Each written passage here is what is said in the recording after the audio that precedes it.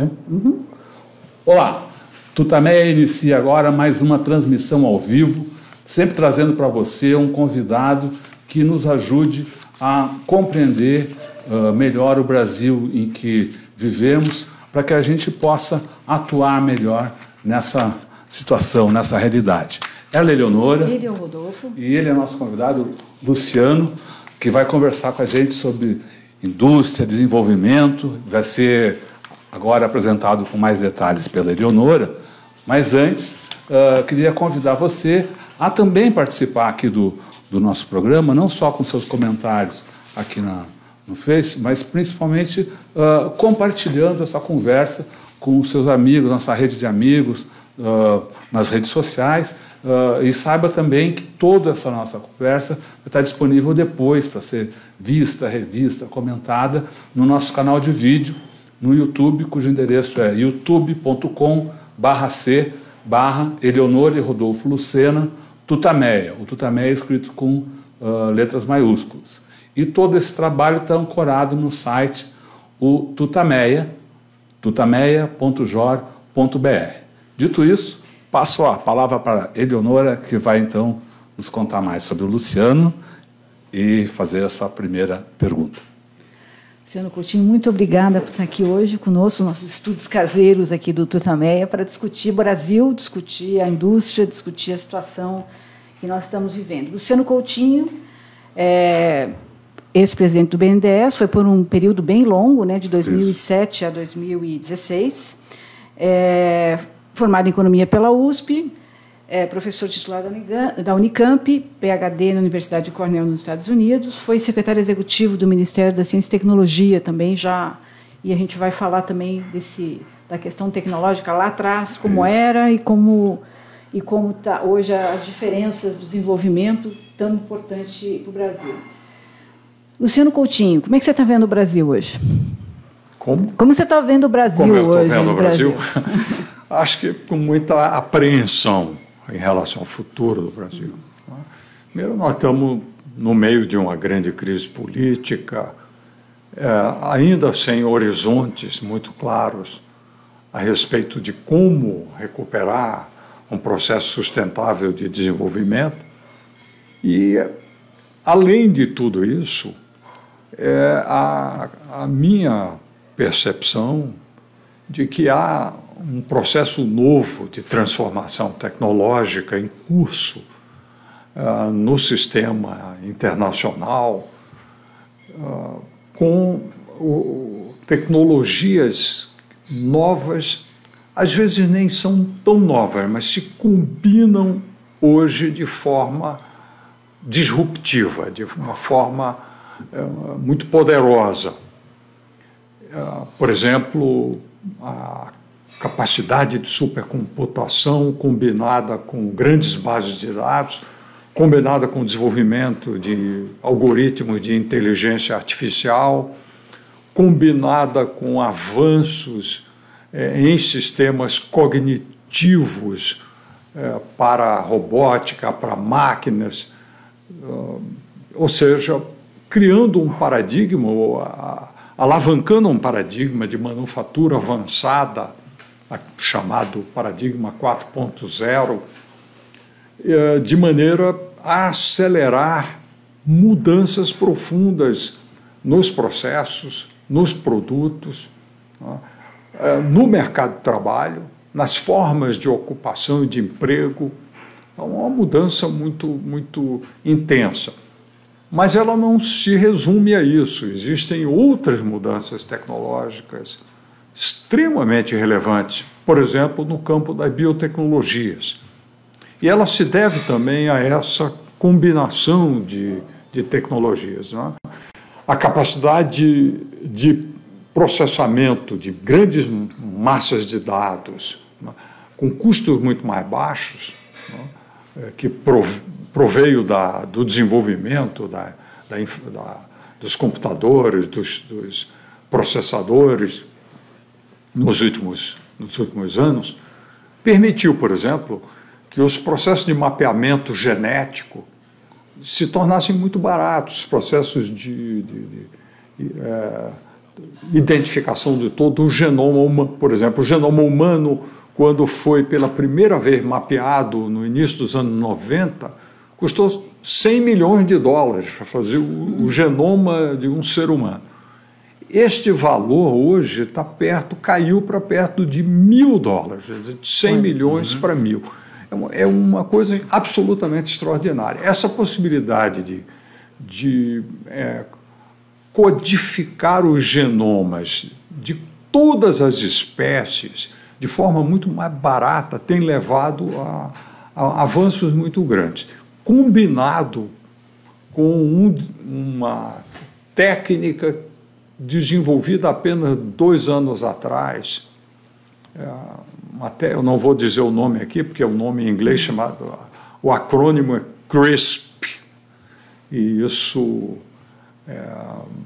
é uma técnica que permite uma intervenção extremamente precisa na estrutura do DNA de um cromossoma de qualquer espécie. Permite, nesse momento, fazer uma engenharia muito precisa na própria estrutura genética de qualquer ser vivo, de qualquer organismo vivo. A transgenia está superada. A transgenia, que era pegar o gene de uma espécie, de uma bactéria, misturar com outro organismo, isso não, hoje é possível corrigir, dependendo da capacidade de marcar no genoma, no DNA, aquelas características que causam uma doença, ou ao contrário, que causam uma qualidade, né? E, através das técnicas de edição genética, permitir ou curar doenças ou criar espécies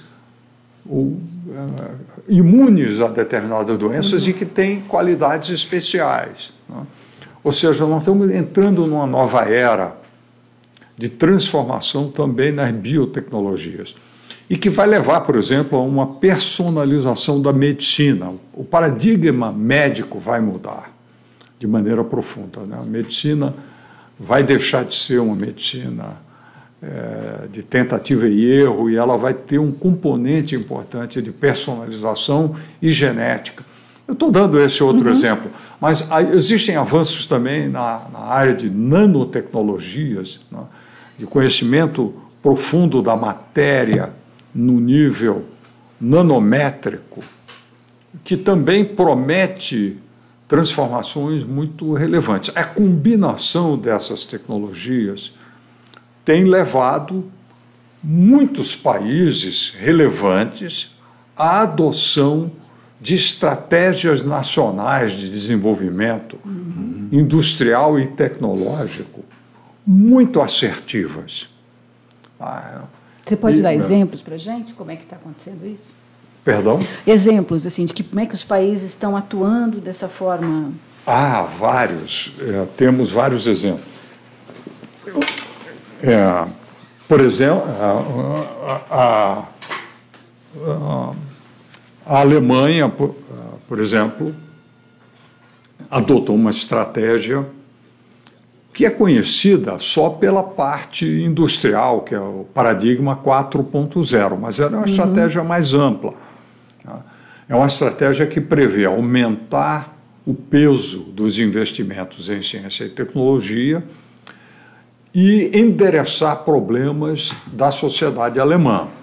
Por exemplo, endereçar os problemas de envelhecimento das populações, olhar a questão do meio ambiente, olhar a questão da pequena empresa, são algumas das prioridades relevantes, por exemplo, no caso alemão. Nos Estados Unidos, no governo Obama, foram, a partir de 2011, adotadas várias estratégias, chamadas de manufatura avançada, o Manufacturing USA, que era uma estratégia que buscava recuperar a capacidade manufatureira americana em alta tecnologia. Essas estratégias, no caso americano, reforçaram os orçamentos federais, principalmente das grandes agências, do Departamento de Energia, do Departamento de Saúde, do sistema de defesa, tem um peso muito grande, em torno a esses novos vetores tecnológicos aos quais eu fiz referência. O governo Trump, no início, demorou a entender, mas, curiosamente, de 2017 para 2018, o orçamento federal americano de ciência e tecnologia teve um aumento significativo. E há uma estratégia em curso de fortalecimento. No caso americano, essa estratégia, infelizmente, ganhou no governo Trump uma dimensão protecionista agressiva que não estava presente antes. Mas a dimensão tecnológica persiste, né, de retomar a liderança, preservar a liderança científica e recuperar a liderança tecnológica americana em várias áreas, inclusive estabelecendo restrições a acesso à tecnologia, restrições à aquisição de empresas americanas por parte de empresas estrangeiras, assim por diante. Se nós olharmos a China, nós vamos ter o exemplo de uma grande estratégia, uma estratégia de longo prazo. A estratégia chinesa, nesse sentido, é única. Ela está olhando para 2049, 2050. Ela está olhando 30 anos além do tempo. Fala-se muito na estratégia do Made in China, mas essa estratégia na verdade, é uma estratégia de 10 anos. A estratégia chinesa vai além. Ela pretende transformar a China até 2035 numa potência industrial intermediária e ambiciona em 2049, que seria o centenário da Revolução Chinesa, que a China seja a principal potência industrial e tecnológica do planeta, nada mais, nada menos. E ela tem programas e processos de muito afirmativos. Para dar alguma ordem de grandeza, por exemplo, o volume total de dispêndios, investimentos em ciência e tecnologia, pesquisa e desenvolvimento na empresa privada, ou seja, na academia e no setor privado, nos Estados Unidos, no ano passado, ascendeu a algo em torno de 533 bilhões de dólares, meio trilhão de dólares, um pouco mais. Na China, o orçamento chinês está beirando a 290, 300 bilhões. Fica em segundo lugar em relação. Mas a projeção para o futuro é que ele cresça mais. Fala-se, portanto, já numa grande rivalidade, uma luta entre titãs, que tem programas industriais de grande e tecnológicos de grande envergadura. Mas não são apenas esses três, eu citei. O Japão pretende ser a sociedade superinteligente que mais investe em ciência, tecnologia e inovação. A Coreia tem programas ambiciosos, a França, na Europa, além da Alemanha, a Suécia, os países têm programas ambiciosos. A própria Inglaterra, com o governo da Theresa May, abandonou a visão liberal que sempre caracterizou o Partido Conservador inglês e adotou políticas muito afirmativas de desenvolvimento científico. Quando você fala afirmativos, está falando de políticas em que o Estado intervenha. Sim, políticas onde existem formas novas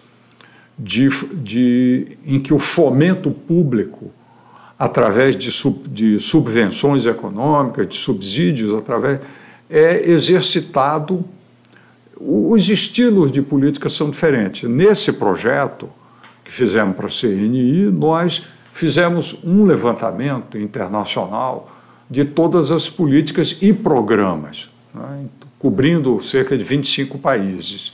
E tentamos extrair algumas lições sobre como esses programas estão sendo exercitados. E há uma característica interessante, que é o seguinte: hoje, o progresso científico e a inovação tecnológica, ela tem duas características que se intensificaram, que são muito importantes. Uma é o aumento da complexidade científica. A profundidade, a complexidade dos conhecimentos científicos necessários para o avanço tecnológico de fronteira é muito maior. Segundo, essa complexidade implica uma multidisciplinaridade. Ou seja, não é mais possível o velho paradigma de pesquisa e desenvolvimento no laboratório de uma empresa com alguma colaboração com a universidade, então, não é mais suficiente. Hoje é necessário estruturar aquilo que a literatura está chamando de um ecossistema de inovação, em torno ao qual uma rede colaborativa, onde estão presentes centros de excelência nas universidades, centros de excelência, inclusive de outras empresas que são parceiras, podem ser usuários ou fornecedores daquela empresa, ou às vezes até concorrentes, que estão dentro para resolver um determinado desafio. Tá? Então, os processos são mais sofisticados e as ferramentas, embora as ferramentas sejam ferramentas tradicionais, subsídios, incentivos, tá? A formatação dos programas é uma formatação colaborativa, é uma formatação mais que exige mais coordenação e exige uma sintonia fina entre o sistema empresarial, o sistema acadêmico e o Estado e a política pública.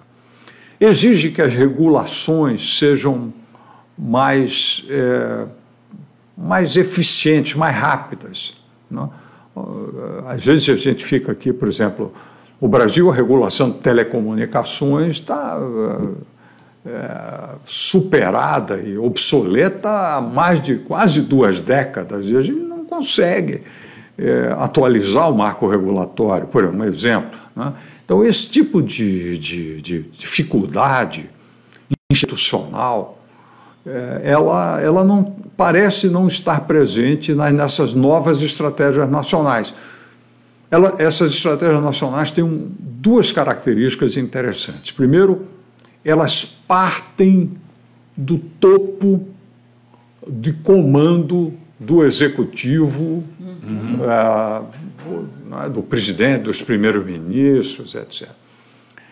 Portanto, ela tem um engajamento muito forte da liderança política nos países. Segundo, ela busca um diálogo e busca alguma legitimação na sociedade, porque vários desses temas precisam ser discutidos. Existe uma temática nova que a mudança tecnológica está trazendo para a sociedade. Por exemplo, a discussão da privacidade de dados, a privacidade dos biodados, a privacidade dos dados genéticos, os direitos de propriedade sobre os dados, a discussão toda sobre responsabilização civil por acidentes provocados por máquinas autônomas ou robôs, etc. Existem temas. A questão ambiental, né, tem temáticas novas que não estão sendo adequadamente discutidas. Isso nas sociedades vem sendo avançando, vem se discutindo. As políticas têm uma relevância nas sociedades, na formatação, e há uma coordenação dessas políticas com outras políticas. Portanto, infelizmente, a crise brasileira, nos últimos anos, os últimos 4 anos, essa crise descarrilou o desenvolvimento brasileiro e de alguma maneira, nos aprisionou uma discussão muito pobre, uma discussão que tem, é verdade, tem validade. Nós temos que arrumar a fiscalidade brasileira, arrumar o sistema tributário brasileiro, tem que endereçar como financiar a previdência social a longo prazo, porque a sociedade está envelhecendo. Tudo isso é verdadeiro, mas isso não é suficiente.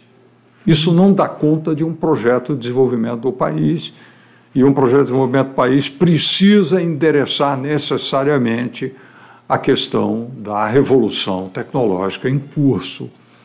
E precisa estar atento para as políticas, as estratégias que vêm se desenvolvendo em todos os países. Essas estratégias, como eu disse, elas têm determinados pontos em comum, elas têm uma priorização para a ciência, tecnologia e inovação, elas têm uma priorização para que os programas e projetos de interesse nacional sejam programas financiáveis com regularidade, sem retrocessos, com previsibilidade, né, e de fato reflitam prioridades. Né, e tem uma visão de longo prazo clara. Né. Essas coisas, infelizmente, nos faltam. Tudo ao contrário do que está acontecendo no Brasil hoje. A gente vê acontecer o cortes a programas de desenvolvimento, cortes a programas de educação, projetos científicos, enfim. Não, e o próprio toda Estado, a defesa, né, do Estado mínimo, né, do Estado não atuar na economia, é o contrário do que se vê nesse país, não? Sim, sem dúvida nenhuma. Essas estratégias são estratégias proativas. Né? O estilo é diferente.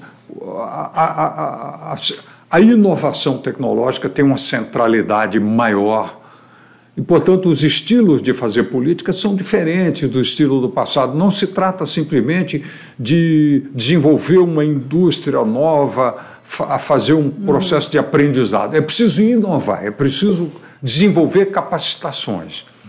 É preciso que as empresas sejam capazes de praticar engenharia de forma estruturada e dedicada. É preciso que as empresas evoluam na direção de ter laboratórios de pesquisa e desenvolvimento e se organizem em ecossistemas. Né? No Brasil, nós temos poucos sistemas, né, organizados dessa forma, né, e que estejam próximos ao...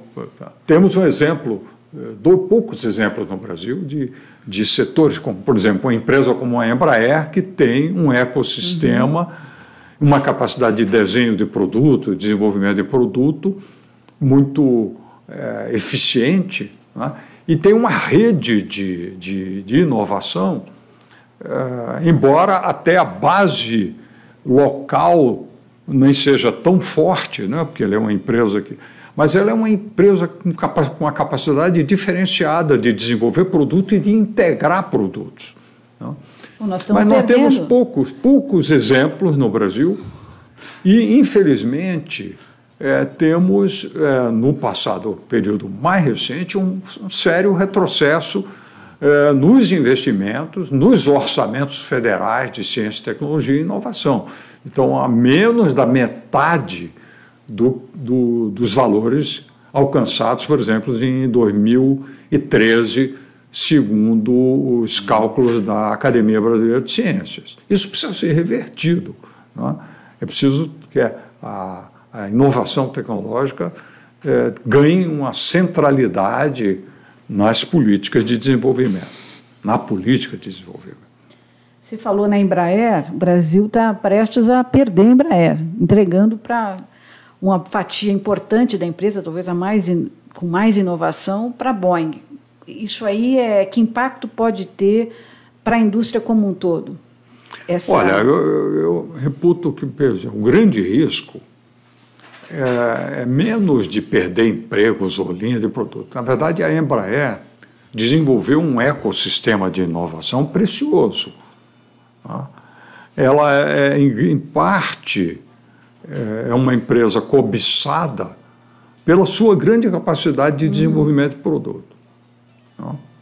Eu creio que seria muito ruim, muito negativo, se essa capacidade de desenvolvimento de produto e de inovar de uma empresa como essa fique subordinada a outras circunstâncias. E isso realmente é preocupante. Tá? Preservar a autonomia da empresa para desenvolver produtos e processos deveria ser... Eu vejo desse ângulo, porque é algo que não se improvisa, não se cria uma Embraer da noite para o dia. Foram décadas, né, de investimento e de desenvolvimento. Como preservar isso? Essa é uma questão extremamente pertinente para o futuro, né, desse ecossistema. Né? E, então, preservar esta condição da empresa me parece fundamental, né? Parece importante para o futuro. Da mesma forma, esse desmonte que ocorre na Petrobras também tem impactos para o futuro do Brasil? Felizmente, a recuperação recente do preço do petróleo está permitindo desalavancar a Petrobras mais rápido, né? E me parece que a Petrobras tem todas as condições de retomar um processo de investimento. O pré-sal é muito mais eficiente em termos de produtividade, e nós temos uma agenda nova de desenvolvimento tecnológico para águas ultraprofundas. E a Petrobras tem uma capacidade diferenciada em águas ultraprofundas, né? Tem o SEMPES, e está mais do que no momento de recuperar a capacidade tecnológica da empresa para que ela avance de maneira mais eficaz em matéria de reduzir ainda mais o custo de exploração em águas ultraprofundas, né? E consiga desenvolver as tecnologias submarinas, né, de equipamentos, de forma a aumentar muito a produtividade, né, da empresa. Aqui temos outro grande desafio. Quer dizer, se a empresa não tiver a escala e as condições e investir intensamente para recuperar, né, a sua capacidade, porque o pré-sal já representa mais da metade da produção brasileira e vai representar a médio prazo já uma fatia ainda maior, né? E obter avanços adicionais nas tecnologias de exploração e de otimização é fundamental. Então, outra vez aqui, o eixo de desenvolvimento tecnológico aparece como solução. Mas tudo isso não está sendo solapado pelas políticas implementadas atualmente? Sim, eu imagino, esse governo é um governo datado, que vai acabar daqui a pouco. Nós estamos aqui falando aqui em fim de julho, né? Espero que em 2019 um novo governo tenha um mínimo de noção de interesse nacional e de desenvolvimento do país e possa oferecer uma agenda para o país, uma agenda minimamente condizente com o que está acontecendo no mundo. Não é? O que me preocupa é uma agenda medíocre, pobre, ignorante do que se passa hoje em termos de mudança industrial e tecnológica na esfera global. Agora, você falou em agenda ignorante, mas parece ser uma agenda destruidora, né? Mais do que ignorante, tem um processo de destruição. Falamos aqui da Embraer, falamos da Petrobras, Mas se a gente for considerar as empresas brasileiras, elas foram dizimadas, um processo de terra arrasada acontecendo no Brasil, ou estou exagerando? Falando das empresas de construção civil, né, das grandes empresas que foram arrasadas. Sim, nessa área, em função do processo, dos processos de... E até do ponto de vista da própria recessão que estamos vivendo. Né? Sim, a combinação de duas coisas. Né? No caso das empresas de construção, a combinação das consequências da Operação Lava Jato com a forte recessão dos investimentos. Né? E com a incapacidade de coordenação no Estado de uma solução para as leniências.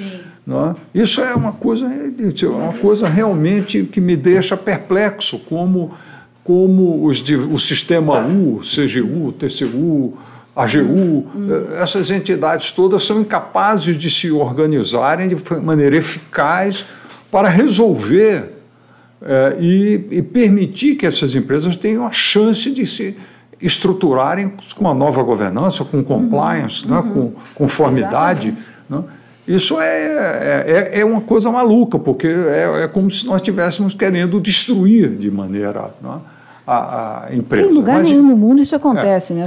Os acionistas podem ser punidos, mas as empresas seguem. Certo, uma coisa são os acionistas que já estão respondendo. Né? E outra coisa é a pessoa jurídica em todos os lugares. Essa distinção é feita, se preserva a pessoa jurídica sob novas e rigorosas normas de conformidade e integridade, separado da punição, da responsabilização penal, etc., as pessoas ficam. Bom, além disso, a severidade da recessão econômica atingiu o setor industrial, afetou muitas empresas, houve uma desnacionalização importante em vários setores.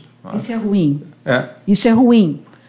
Sim, porque fragilizou ainda mais. Né? A indústria perdeu peso adicional, nós estamos, a indústria com 11,5% do PIB, perdeu ainda mais peso relativo, tudo isso muito ruim. E precisa ser urgentemente superado por um projeto de crescimento sustentável para o país. Né? E não é um projeto que se imagina que acontecerá de forma automática e espontânea, simplesmente porque eu recuperei, eu vou fazer reformas e vou recuperar a confiança. Beleza. E como recuperar os investimentos em infraestrutura? Infraestrutura não se impulsiona sem planejamento, sem desenvolvimento de projetos. O desenvolvimento de projetos em infraestrutura demandam tempo, demandam engenharia, né, detalhada, demandam avaliações de médio e longo prazo em relação à demanda, em relação às tecnologias, ou seja, não se impulsiona um ciclo de investimento em infraestrutura sem planejamento, sem preparação detalhada de projetos, sem um tempo necessário. E, infelizmente, nós não dispomos, por incúria no período recente, de um cabedal de projetos maduros que permitam até, se um governo quiser, por exemplo, delegar o setor privado através de concessões, não tem a base de estudos técnicos para mover esses projetos. Não tem. E não vai conseguir, da noite para o dia, desenvolver a infraestrutura. Então, é preciso fazer um grande esforço para recuperar a capacidade de planejamento do Estado, fazer um grande esforço para recuperar a capacidade de preparação de projetos, fazer um esforço para estruturar um financiamento de longo prazo para os projetos de infraestrutura que, infelizmente, vem sendo debilitado, né, nos últimos tempos. Então, há uma agenda que... Acho que essas duas agendas, né? A agenda de infraestrutura, com toda a sua complexidade, vem sendo subestimada de maneira lamentável, né? Nas discussões sobre o futuro, e a agenda do desenvolvimento industrial, especialmente da inovação tecnológica, é outra agenda que tem sido discutida com superficialidade, para dizer o mínimo, né? Por conta dessas duas dimensões, né? Sem desmerecer que o país tem várias outras agendas relevantes no plano social, né? A questão da agenda da saúde, a agenda da educação, a agenda do mercado de trabalho. O mercado de trabalho vai mudar de maneira muito forte com as novas tecnologias de automação industrial, né? Já vem sendo impactado, né? O trabalho vai poder ser fragmentado, o trabalho à distância, o trabalho temporal, os trabalhos temporários, o trabalho flexível, né? Isso tem um potencial de desorganização. A inteligência artificial vai destruir empregos em várias áreas, né? Por exemplo, o diagnóstico médico vai poder ser feito por sistemas automáticos de diagnóstico computadorizado, comparando exames, etc. Isso pode destruir vários empregos em várias áreas né? Há uma preocupação no mundo inteiro em discutir os impactos sobre o mercado de trabalho, né? Esses impactos, ao mesmo tempo, demandam um redesenho da legislação, etc. Muito bem, mas não para desproteger o trabalhador. Não é? O que você precisa, está bem, eu preciso de mais flexibilidade, eu preciso de um trabalho que seja, né, compatível com essas tecnologias digitais, perfeitamente, mas com proteção social, sem gerar efeitos de exclusão, né, na sociedade. Então, há muito que discutir para o futuro, e eu me sinto muito angustiado, né, diante dos desafios do Brasil. A gente parece estar andando na contramão, né, de tudo isso. Tudo que você está falando, a gente fica ouvindo e, puxa, nós estamos fazendo o contrário de tudo isso. Falta visão de futuro para o país. Falta visão de futuro, e me parece que o debate brasileiro é muito pobre. Ele está adstrito a reformas fiscais, reformas que são necessárias. Eu não estou negando a necessidade dessa reforma. Reforma tributária que é necessária, porque o sistema tributário brasileiro é muito injusto. Felizmente, formou-se até algum consenso em relação a isso, que precisa tornar o sistema mais justo, mais progressivo em termos de tributação, né? Mas essas reformas, elas são meios de equipar o Estado, são meios de tornar mais justo o sistema, elas estão longe de exaurir uma agenda de desenvolvimento, uma agenda para o futuro do país. E,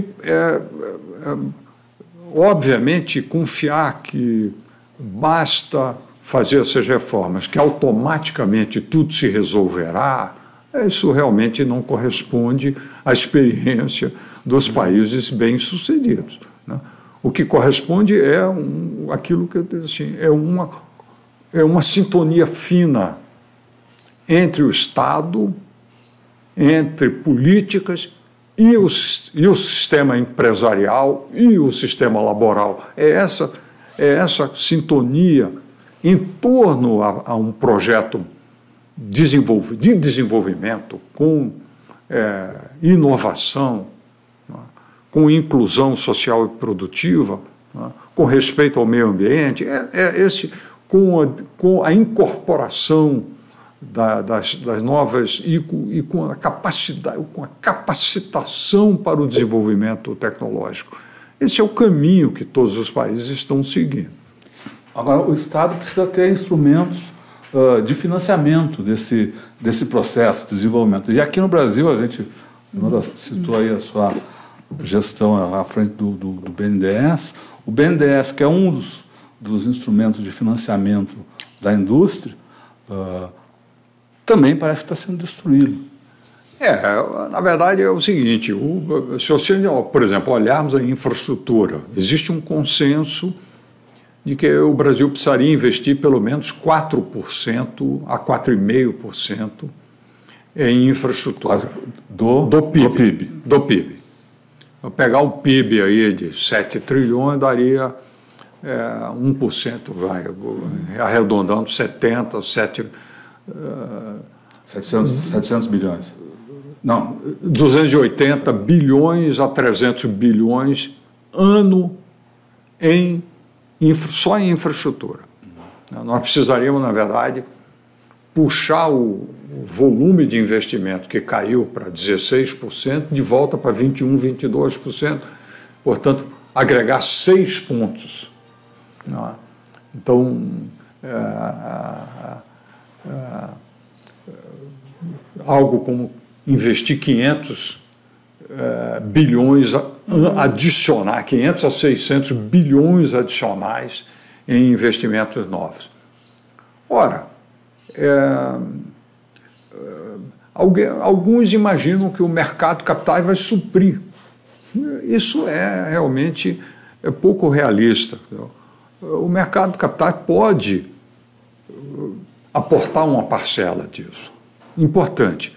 Mas primeiro, ele é cíclico, ele depende muito de expectativa. Segundo, ele depende de que possamos ter uma taxa de juro real baixa perenemente, que suscite um novo comportamento nos investidores na direção do investimento produtivo, em comprar debêntures de empresa, etc., e abandonar o circuito da dívida pública com juro alto, etc.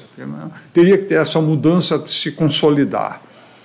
Mas, além disso, a escala necessária dos financiamentos, principalmente de longo prazo, porque o mercado de capitais não é capaz de oferecer financiamentos de 20, de 30 anos. Ele vai oferecer financiamento de até 5 anos, de até 7 anos, otimisticamente, vá lá. Mas a única instituição no Brasil estava preparada para financiar 200 bilhões ano. Olha que 200 bilhões, olhando a necessidade adicional, só em infraestrutura de 300 bi adicionais, o 200 já é ali. Se nós considerarmos esses volumes necessários de investimento para um processo sustentado de desenvolvimento do país, é uma ingenuidade, supor que não é necessário um banco público de desenvolvimento. Ao contrário, ele será mais que nunca necessário. De maneira que o encolhimento do BNDES é um desserviço ao país. E ele já foi longe demais, então precisaria ser preservado para o futuro, porque nós vamos precisar de um banco de desenvolvimento para os projetos de maior prazo de maturidade. Nós vamos precisar do mercado de capitais também, então, até para que a sociedade brasileira, a poupança brasileira saia, né, do conforto da dívida pública, etc., e migre para o investimento, para financiar o investimento produtivo, mas imaginar que o mercado resolverá tudo me parece um desconhecimento, né? Porque, com exceção dos países, dos Estados Unidos, que tem um grande mercado de capitais, e da Inglaterra, e olhe lá, porque mesmo nesses países, para financiar o longo prazo, o Estado precisa estruturar, por exemplo, o sistema de financiamento habitacional nos Estados Unidos, ele é privado, mas é todo garantido por agências estatais. Claro. Então, há uma garantia federal que viabiliza o financiamento a longo prazo. Né? Foi até levado a um paroxismo que produziu o subprime, a crise do subprime. Né? Mas é uma ingenuidade achar que o mercado resolverá tudo. Né? essa crença liberal exacerbada, que é de maneira acrítica e, em certo sentido, mal informada. Ou interessada. Interessada também. Talvez interessada. Né? Ela é também detrimental para o país. Né? Porque ela não corresponde a nenhum paradigma no mundo. Né? A Europa tem grandes bancos de desenvolvimento combinados com o mercado de capital, a Ásia toda tem bancos de desenvolvimento combinados com o mercado de capitais. Então, por que não vamos inventar a roda aqui? Não é? Que nós tínhamos uma instituição capacitada e reconhecida para fazer esse papel. O senhor lembrou aí dos Estados Unidos como exemplo, muitas vezes citado pelos defensores do liberalismo. Os Estados Unidos é um país onde há protecionismo, onde há defesa de setores industriais, onde há imposição de taxas contra mercadorias que chegam ao país, enfim. Como é que é a economia norte-americana ou a intervenção do Estado na economia dos Estados Unidos?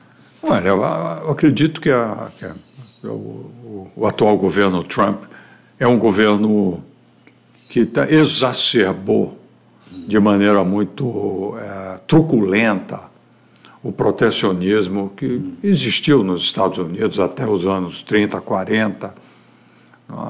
Uma das razões que aprofundamento da grande crise de 29 foi o protecionismo. O protecionismo foi abandonado gradualmente depois da Segunda Guerra Mundial, quando um movimento de incorporação dos Estados Unidos de várias áreas importantes na Ásia, na Europa, ao sistema ocidental, né, que naquele momento se confrontava na Guerra Fria, etc., e criou vários tratamentos favorecidos a vários países de acesso ao mercado americano. Né. Esse mundo já acabou, era um mundo... Posteriormente, veio nos anos 90 a globalização. A globalização é uma coisa interessante, porque ela nasceu da transnacionalização das grandes empresas, dos grandes bancos americanos e depois dos grandes bancos e grandes empresas europeias, japonesas, depois coreanas, etc. Num certo momento,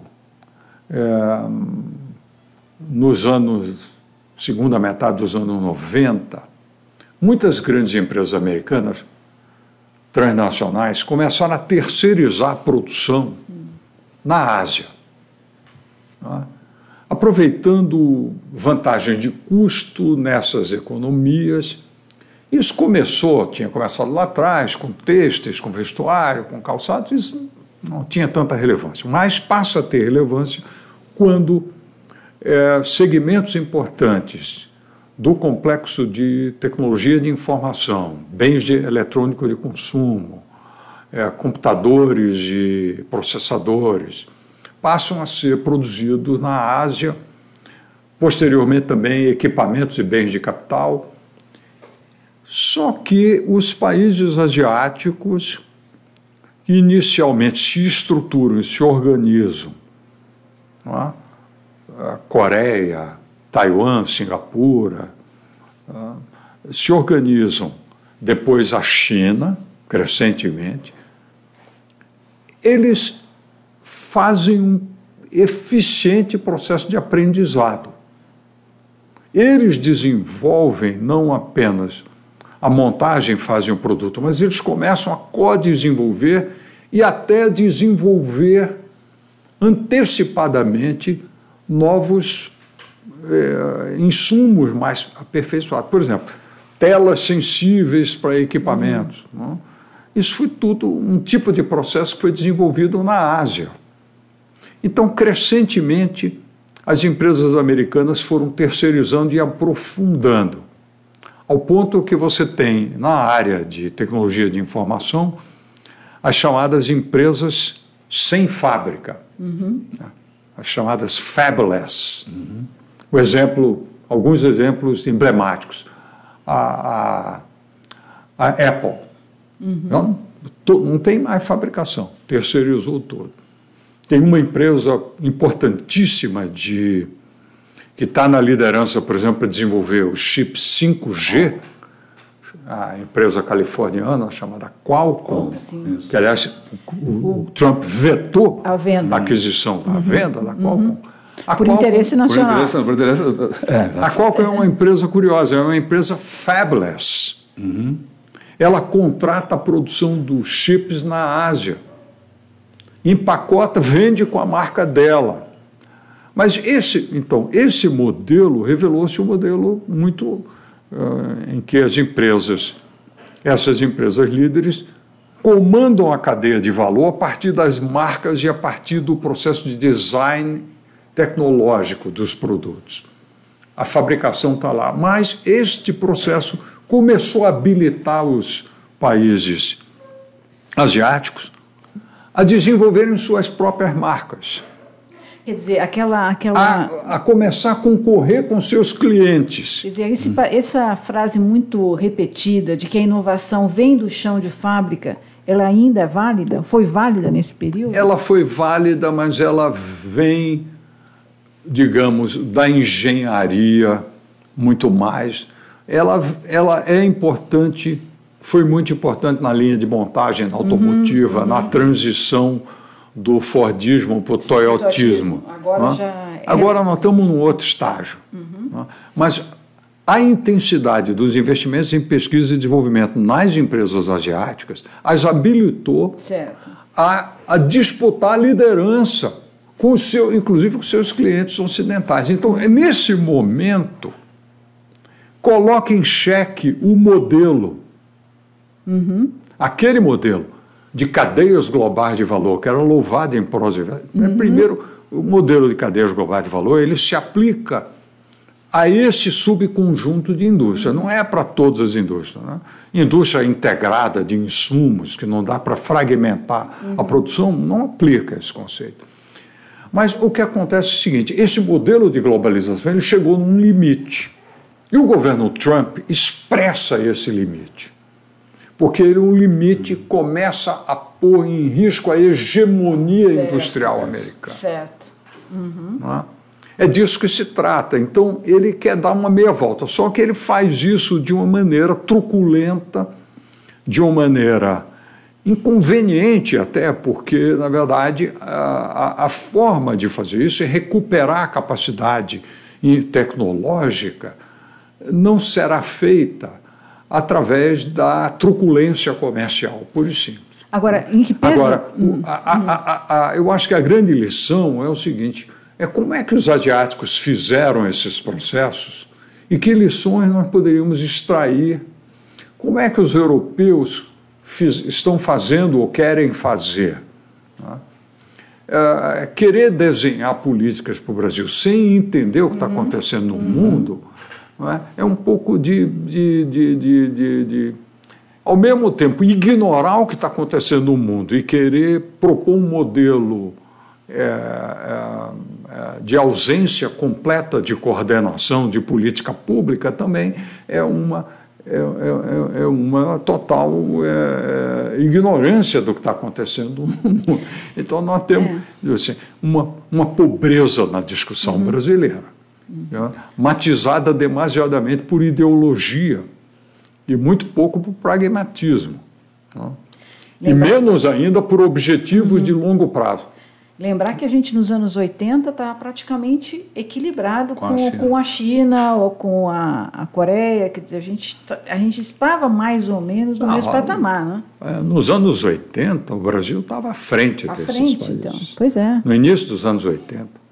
Eu me lembro, eu era um simples professor na Unicamp, eu recebi a visita de um vice-ministro de indústria da Coreia.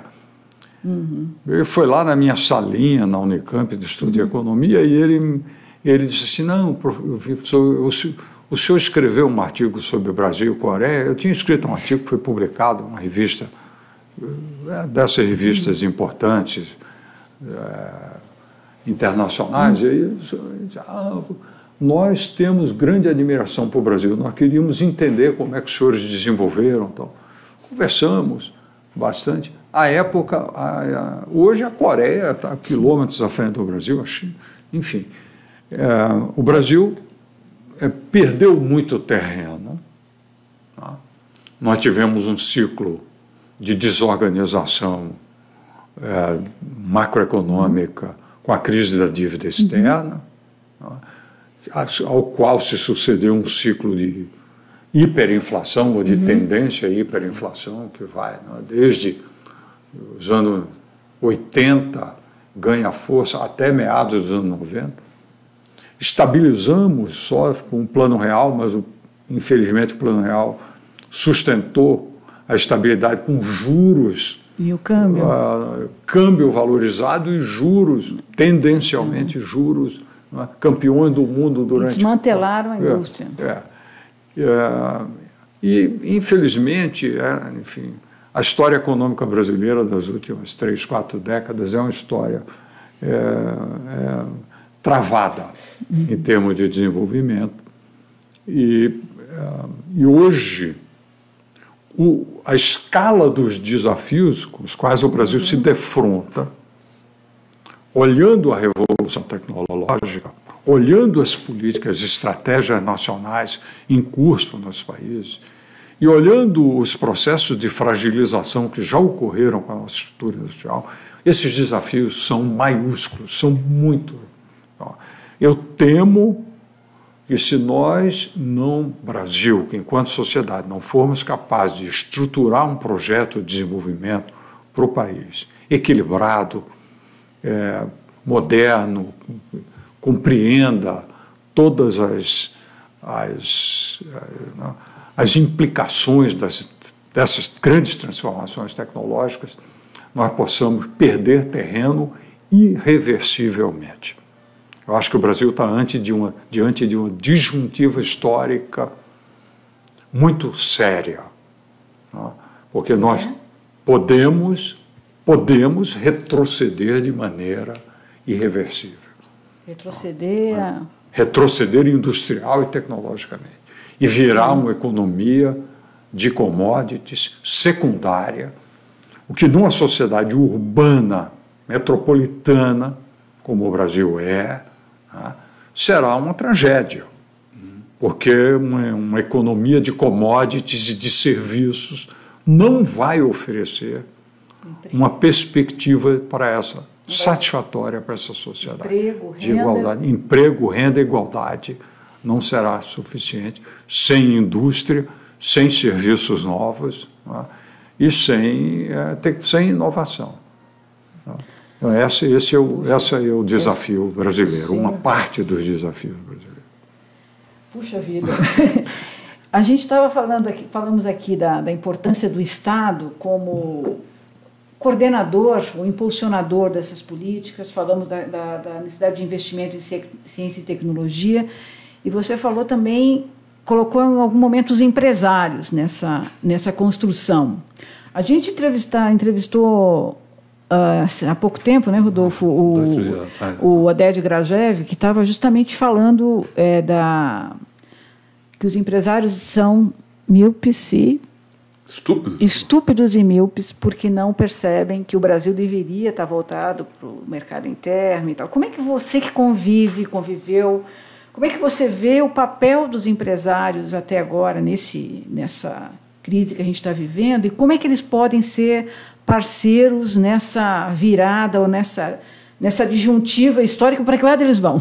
Só para dizer que o Oded não estava xingando os empresários, ele estava colocou as coisas numa perspectiva histórica bem clara. Começou falando de quando, nos Estados Unidos, quando Henry Ford começou a desenvolver todo o seu projeto, os empresários da época estavam contra aquilo, ou muitos estiveram contra aquilo. Ele diz, os de hoje, ao se opor ao desenvolvimentismo, também são tão míopes e estúpidos quanto foram. Eu acho que é uma parte vamos dizer assim, uma parte da miopia vem da gravidade e a severidade da crise recente que torna o empresário tão prisioneiro da conjuntura negativa de pressão sobre suas margens, etc., que o impede até de refletir sobre o futuro. Então, nós temos que dar esse desconto. Na pesquisa de campo, que ali eu tive também o suporte da CNI para fazer esse projeto. Então, isso é importante você falar.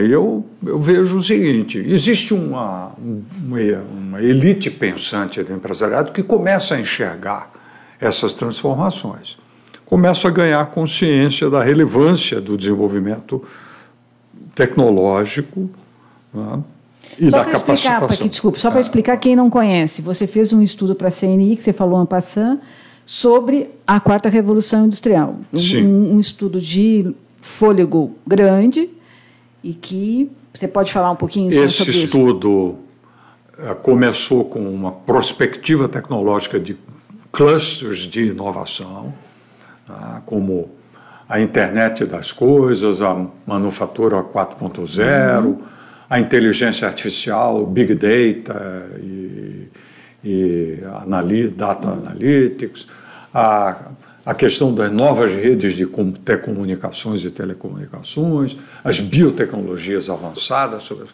a edição genética, genômica, chamada, as nanotecnologias, os materiais, as baterias, né, que são necessárias para eficiência e conservação de energia, para o carro elétrico, etc. E nós fizemos essa prospectiva com tecnólogos, discutimos intensamente, e depois nós cruzamos essa prospectiva tecnológica com um diagnóstico de 10 grandes setores da indústria brasileira. E a partir dessa reflexão, nós tentamos identificar quais são os desafios e qual é o estágio em que a indústria brasileira se encontra diante desse processo. Esse estágio foi feita uma pesquisa de campo específica para a questão 4.0, adoção das tecnologias digitais na manufatura. Nós chegamos a quase 800 empresas, estatisticamente representativo, apenas 1,6% da amostra de empresas estava implementando no presente planos de 4.0. Portanto, 25%, porém, espera que nos próximos 10 anos chegar a 4.0. Tem os outros 35% que espera chegar perto, não do 4.0, mas chegar no 3.0, caminhando para o 4.0. Então, eu diria o seguinte, há uma compreensão, essa compreensão é maior nas grandes empresas, é menor nas pequenas, mas ainda há digamos assim, um grupo, 40% mais ou menos, hoje ele é maior, hoje é muito maior esse grupo, mas olhando para o futuro, esse grupo ainda não se enxerga. Então, há uma necessidade de uma política de mobilização, uma política de suporte à inovação na pequena empresa, na média empresa, nas regiões menos industrializadas do país. Tá? E assim como em todos, é uma coisa curiosa, nós varremos nesse estudo políticas em 25 países, né, programas, etc., com a ajuda de consultores internacionais. Em todos os casos existem programas para pequena e média empresa. Programas públicos. Programa político, com subsídio. A Alemanha tem programa de 5 anos. A empresa faz um plano de digitalização para migrar para o 4.0 em 5 anos. E se ela estruturar atividades permanentes de engenharia, e se no fim do processo ela estruturar pesquisa e desenvolvimento, ainda que seja na pequena empresa, ela tiver pesquisa e desenvolvimento laboratorialmente organizado, o governo alemão banca o laboratório, subsidia o laboratório. Então, existem políticas, né, de subsídio, para usar uma palavra que não se...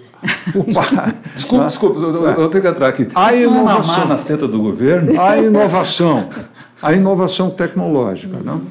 Porque, bom, nós vamos ter que ter políticas, né, de financiar, de ajudar, de conscientizar, de dar suporte técnico, para que essa base mais atrasada não se distancie, porque se ela se distanciar, ela corre o risco de uma obsolescência fatal, irreversível, né?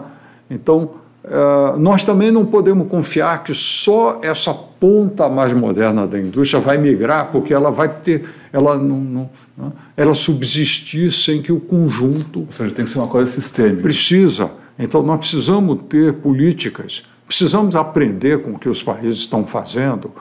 Todos os países têm grande preocupação em preparar o trabalhador para o futuro. Na educação, a ideia de que você tem que especializar precocemente o trabalhador, depois mudam os processos, aquele trabalhador fica obsoleto, depois ele precisa ter capacidade de aprendizado contínuo, aprendizado para a vida toda. Precisa mudar os conceitos.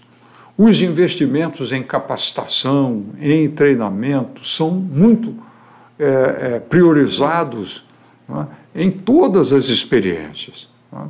Nos Estados Unidos, por exemplo, há uma preocupação muito grande em recuperar a capacidade da força de trabalho que perdeu a prática em vários setores da indústria e que perdeu a cultura.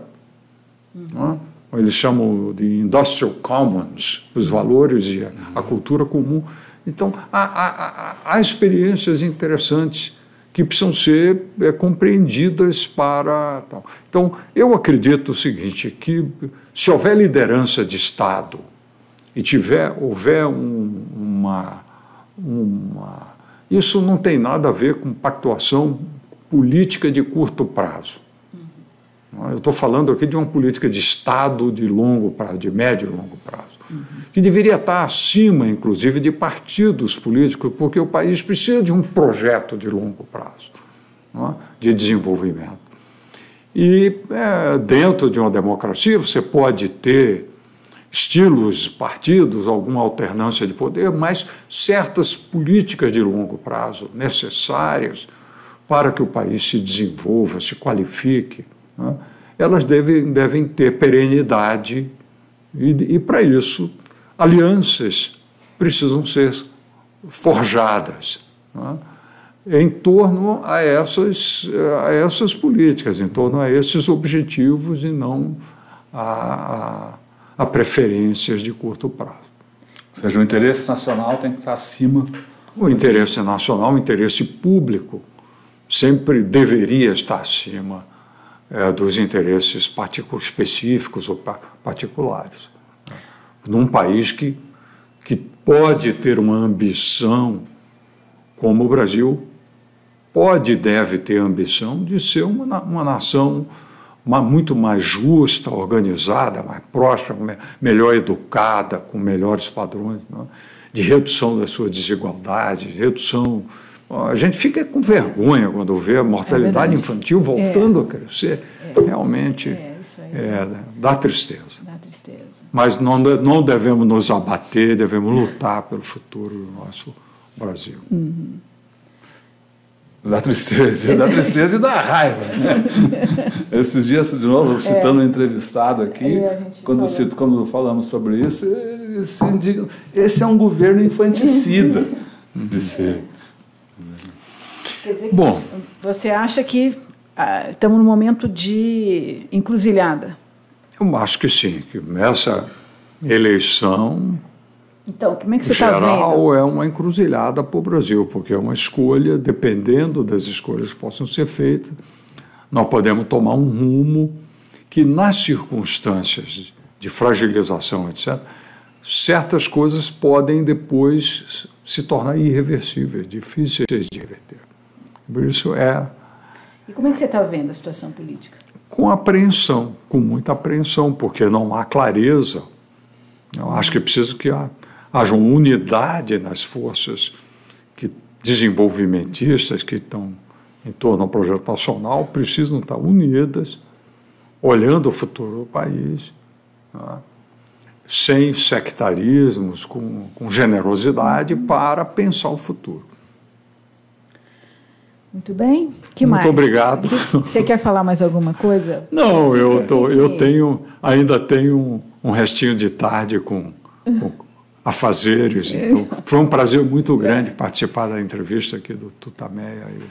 Queria agradecer a vocês dois pela oportunidade, pela honra de participar aqui dessa muito entrevista. Obrigada. Nós que agradecemos a sua presença e queremos lembrar aí a você que acompanhou essa nossa conversa, as reflexões do Luciano Coutinho, que todo esse debate vai estar disponível também no YouTube, no nosso canal de vídeo, youtube.com/c/Eleonora e Rodolfo Lucena Tutameia, Tutameia escrito com letras maiúsculas, e haverá também uma reportagem sobre essas reflexões no nosso site, o Tutameia, tutameia.jor.br. E agora a gente encaminha aí para o nosso bordão de final de entrevista, em que a gente sempre conclui com um contrapoema do Augusto de Campos, que, como todo poeta, expressa na sua obra a sua visão de conjuntura. Então, a gente está... O Augusto de Campos nos enviou aqui um contrapoema, que eu vou colocar na tela agora, que é o contrapoema Lula Livre. Obrigada. Obrigado.